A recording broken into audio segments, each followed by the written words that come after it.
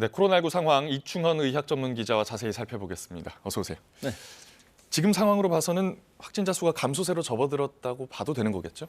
감소세로 확연합니다. 예. 그런데 올라갔던 기울기와 비슷하게 완만하게 내려오고 있습니다. 예. 하루 확진자 수가 일주일 평균 20% 정도씩, 그러니까 일주일마다 20% 정도씩 감소하고 있습니다. 3월 6일 기준으로 일주일 평균 하루 확진자가 24만 명인데 다음 주에는 평균 19만 명 수준, 그 다음 주에는 15만 명, 4월 말과 5월 초에는 10만 명 내에 확진자가 나올 것으로 예상되고 있습니다. 확진자 규모는 계속 줄어든다고 이야기를 하는데 중환자 수하고 사망자 수는 줄어들질 않습니다. 일단 정점이 3월 17일로 보고 있거든요. 예. 그러면 지금 3월 17일부터 3주 정도 지났는데 3주까지는 그 이후 확진자가 많았으니까 위중증 환자나 사망자가 이제 그 여파로 정점 여파로 많이 나오고 있는 상황입니다.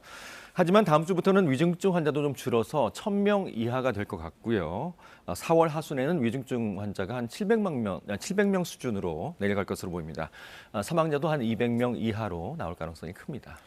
한편 방역 당국이 확진이 됐던 사람도 3차 예방 접종을 권고하는 방안 검토하기로 했습니다.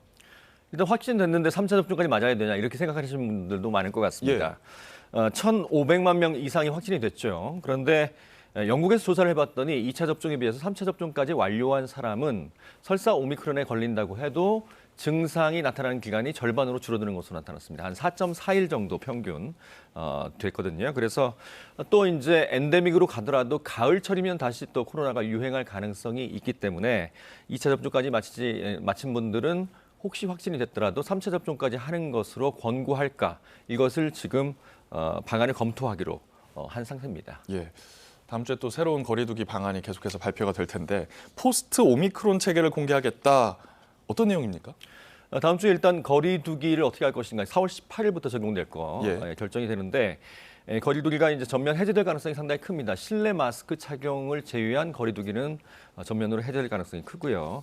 지금까지 2년여 넘게 비상 대응 체계였다면 이후에는 이제 일상 의료 체계로 전환을 하게 되겠죠. 이게 이제 포스트 오미크론 체계인데 예. 정부는 이제 생활치료센터도 지금 가동률이 줄어서 점차로 줄여나가기로 했고요.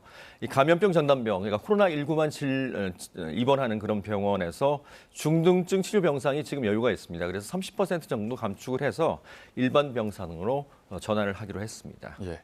그럼 결국에는 이 감염병의 등급을 내릴 것이냐가 핵심인데 결론이 곧 납니까? 코로나19가 지금 현재는 최상위 등급 1등급인데 예. 2등급으로 하향될 가능성이 있습니다. 1등급은 사스나 메르스, 에볼라처럼 치명적인 거고요. 음압 격리가 필요한 건데 2급 감염병은 결핵이 여기에 들어갑니다. 그냥 격리만 하면 되는 건데요. 이 2급으로 이제 하향 조정이 되면 격리 기간이 줄거나 혹시 격리 의무도 사라질 수가 있습니다.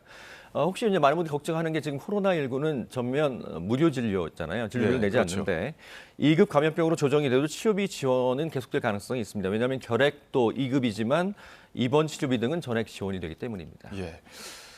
완치가 된 뒤에도 후유증을 호소하시는 분들이 많습니다. 저도 확진이 됐다가 이제 풀렸는데 예. 가래하고 장기침은 보통 보니까 한 달 정도 지속되는 분들이 많더라고요. 물론 그렇더군요. 경증이긴 하지만요. 예. 그 외에 피로감이나 호흡곤란, 건망증, 우울증을 호소하는 분들도 계신데 건강보험 심사평가원의 자료를 보니까 20% 정도가 후유증 때문에 병원을 찾았다 이런 통계가 있습니다. 그래서 혹시 가래가 계속되거나 기침이 되는 분들은 물을 많이 드시고 혹시 필요한 경우 진료를 받는 게 좋겠습니다. 예, 오늘 말씀 여기까지 듣겠습니다. 이충헌 의학 전문 기자였습니다. 고맙습니다.